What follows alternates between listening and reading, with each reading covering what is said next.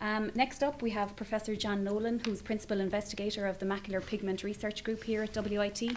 John was the Institute's first Fulbright Scholar 10 years ago, when he was just fresh out of nappies after doing his PhD. John spent time at the Medical College in the University of Augusta. So we look forward to all your slides, John. Thank you very much. I have a lot of slides. So I was fresh out of nappies, and now I'm fresh into nappies as I have a new baby. So, firstly, to thank the RSU and yourself, Marita, for putting this together. I hope this afternoon session is valuable to the individual people here that are considering the Fulbright opportunity. But I also hope that the RSU use this to help educate and work with the research community in general here, including the supervisors. Because I think it's through that type of education the younger researchers can understand the opportunity that is presented. Again, to the Fulbright family, to Colleen and all the team, again, it is a family, and not only are you made stay in it, you want to stay in it, and that's absolutely the fact. In terms of the next 10 or 15 minutes or so, what I hope to do is to kind of give a view on not just my experience over there, but the process itself. And the first thing I'll say is, having listened to Colleen present the many different opportunities, just be assured that, I'm sure there's many different people in this room in terms of the stage of their research and where they are. Just be assured that I think there'll be something there for all of you if you sit back and look at this. So don't panic if there was a lot of information in terms of the various scholarships, etc. I guarantee you there's something there for you. And then the RSU and others will help you put that into the right direction in terms of where you should apply to. Okay, the background. I'm very proud to be a WIT person through and through in full. And as you can see here, I worked through the ladder of progression that was my education at WIT, from my cert, my diploma and my degree. And uniquely for me, I think, I very proudly say this, that it was this ladder of progression of education that WIT offered. It really suited my personality. It really suited my standard as well, in terms of where I was, in terms of pointing me towards the various steps towards doing a degree. I suppose what I'm saying honestly here is, I wonder would I have survived as well if I was launched into a full degree in maybe Trinity or someone. I may not have done as well as I've done here in WIT, and I'm very proud of that. So they were the qualifications I got, and of course straight after then, under the supervision of Stephen Beattie and Orla O'Donovan here at the Institute, I worked very interestedly towards my own PhD studies, and that is of course the study of nutrition of the eye and what we call macular pigment.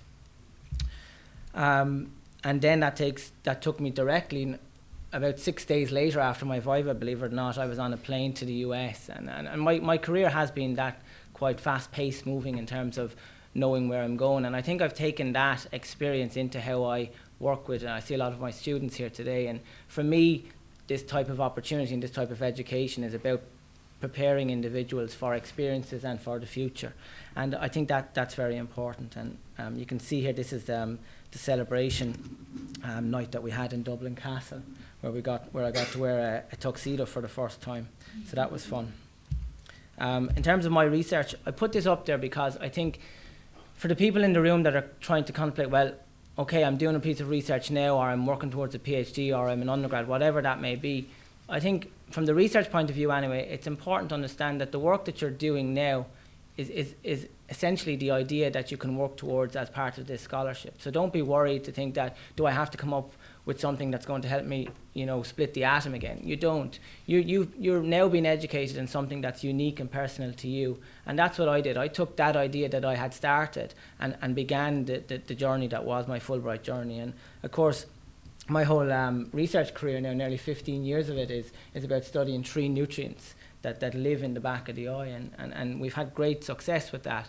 And Fulbright teaches you how to diversify beyond that as well. It teaches you how to be focused and to deliver goals, and that's key, I think, to any researcher, because sometimes we can get distracted with what people may think we should be doing. And I can see Rafa looking at me smiling, because the one thing we have to try and do with any good research is to tame it and to make sure that we can work towards and try and deliver on it. And I think that's what I personally do at the MPRG, and I think that's what the team here have been very successful at doing over the years. In terms of the application itself, we discussed it at lunch, but I didn't know what Fulbright was really, when I was doing my PhD. I really didn't. And it was someone that said to me, you need to consider, it was actually Stephen Beattie and Kieran Byrne, the then president of the college, that kind of supported me in that role in terms of thinking about my own future and what am I going to do when I end my PhD studies. And there you can see I was a little bit younger, 10 years ago nearly, and so was Stephen Beattie. I love showing this photo, and that's Orla Donovan on the left, who was my supervisor of my PhD. But I will say that the people that supported me in terms of my Fulbright application itself was definitely, I have to give great credit and acknowledgement to Professor Kieran Byrne for supporting me and kind of educating me on the Fulbright programme, and also Stephen Beattie in terms of the application process itself. I think without their support and without the support of Fulbright, I wouldn't have been able to get through that process. I will say as well to anyone in this room that's considering this, the Fulbright Commission, the team, the family, they will support you through the many stages that you need to get through. So don't be afraid of it. They'll teach you about the application, they'll help you. And of course we have the RSU here who go above and beyond the call of duty in terms of helping us with any application, and the Fulbright is certainly no different. As a very quick summary in terms of the elements that I think, and it may have of course been, it may be different now, Colleen, since I applied, but the things that I had to get right for my application were a CV, references that were appropriate to support me, my idea, and the fact that I was going to go and deliver something important in a whole new country, your educational background, the study plan, the idea, and that goes back to my first slide in terms of what we study. I had to find something unique and specific to that idea, because that's your baseline knowledge, and then you lead from that. Something I found very difficult, believe it or not, was the personal statement. I know my students probably think I love talking about myself and how great I am, but no, really, it's hard to do that, and I think that's something that you could really get help with and support with about. It's difficult to sell yourself in that capacity, and I think that's one thing Fulbright are after. They want to know the person, and that's very unique. It's actually consistent as well with a more recent grant we've got, the European Research Council grant, in terms of they want to know the individual that's doing this. Additional information, university preferences, and these are just some of the quotes that I pulled out of my own personal statement that I used within. I have no special talents, I'm only passionately curious, or so said Albert Einstein. Entry into the Fulbright program would be the perfect conclusion to the beginning of a career in science, and really that's important. I was really putting it out there that I see now that my scientific career begins with this Fulbright opportunity. The search for the truth is more precious than its possession. I really believe that as a researcher. I think every researcher has a research goal, a research objective, a research question that we want to answer, and we all work towards that using, depending on the discipline, different methodologies. That doesn't matter, but it's the journey along the way that's really, really important, and that was one of the things I discussed in my application. I don't expect you to read any of this, but just in terms of once I did get success of the opportunity to go to the interview stage. Do you still do interviews? Yeah, I think that's a very fair thing. And again, consistent with my ERC grant. The Fulbright give you the opportunity to go to an interview and answer questions. And I can tell you, I prepared very, very hard and well for that opportunity. Because I knew, one thing you do know is you are competing with the various best in your discipline. Fulbright offer a position for specific disciplines, but they don't offer many within disciplines. So essentially, if you win this, you're acknowledged as being one of the best in your discipline in that particular time point. So you really have to take this serious, and you really have to prepare well, just like anything that's important. The journey, again, don't read this, I just put this up to remind you that of one of the experiences I had. It was very exciting, of course, to be told coming up to the end of my PhD that I had won this opportunity to do a Fulbright, and you do your very best to arrange yourself. You arrange yourself from finances. I had to ask my grandfather for a loan of money because you had to show that you had a certain amount of money in the bank, and I didn't have a lot of money at that time, still don't, but my grandfather thankfully was able to go as a support person there, but there was all the information that Fulbright will give you as well in terms of making this move. It is a visa at the end of the day that you're working towards, and some of this went over my head, and I did find out very quickly when I went to Shannon Airport, when I went to customs, that I was missing all the forms that Sonia McGuinness and others told me 100 million times not to forget. I did forget those forms, and it was down to the pure excitement and the worry, I suppose, of getting ready for this big transition for me. But again, who stepped in, and that was the Fulbright. They stepped in with a very quick fax of the form that I was missing to make sure I did get on that plane, because the very nice, albeit tough American lady said that other things would be happening, that I wouldn't be going to the US. So that was an interesting beginning. And I'll carry this message on a little further and just echo one of the points that Jimmy made. It can be very lonely as well. Because if you think of it, you win this big award, it is prestigious and all of that. You say goodbye to your loved ones and you're very, very excited. But as soon as you go through the departures in Shannon, you are on your own, And I really didn't think it through, I landed in Atlanta, Georgia, which is some 3.5 or 2 hour drive from where I was actually my destination, Augusta. I had to find my way down there. As it happened, there was a very big storm on that night, so I was traveling in the middle of the night with a taxi man that I'd never met before in my life. And then I arrived to my apartment, and I very naively thought that this was going to be a beautiful apartment. Of course it was America. But little did I know that I was actually landing in the projects in Augusta, Georgia, where I had an unfurnished apartment. It was the closest thing to a prison I've ever seen. So I had a very interesting night's sleep that night. But the journey really began the next morning when I woke up. It was a Saturday morning, I'll never forget it. I hadn't eaten or anything for a long time. But I had a decision to make then. I was either going to cry and go home, or I was going to make this work. And I walked for about 3 miles to find the hospital. I called my professor because I had his number, and he said to me, he was a very direct man, and he said, why are you calling me? It's Saturday. So that was the first correspondence I got from my professor. But we had a great relationship as things materialised. But just to echo the point that it can be quite lonely, and I missed everyone. I missed my family particularly. So that's about the experience. And as I've said, I was in the Medical College of Georgia, and for anyone who does research, you have various processes that you need to get through on any research project. And the thing about when you go to a new country, and in particular if you go to a new university, the process you'll find sometimes can be very, very different and challenging. And I think one person said to me in the department that I was there for a set amount of time, but they predicted that if I was to get ethical approval in the time I was there, I'd be doing very well indeed. So that was the first challenge I had. But you just find a way, you work hard and you get through it and you get it done. And we did get the study done with great success, and we published 2 papers. I wasn't that young, the one on the left. That was the Carrick-on-Shore newspapers. They found a picture of me playing soccer under 14, and this is used against me, you can be sure, by my friends on many occasions. And that's Professor Snodderly. Why did I go to Max? Well, Max was the pioneer. Max was the best in the business at doing macular pigment research. He discovered it, and I could have gone, given that it was a Fulbright, I could have gone to many places, but the opportunity to work with Max and learn from his directness was key. Oh, I'm in trouble here.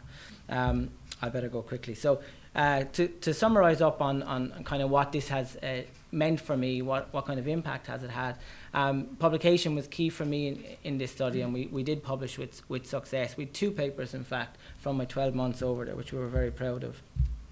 The long-term objective, and this was in my application, and on completion of the Fulbright programme, I plan to return to Ireland, where I will continue working in the field of research and apply the knowledge and experience gained from the macular pigment laboratory in the United States.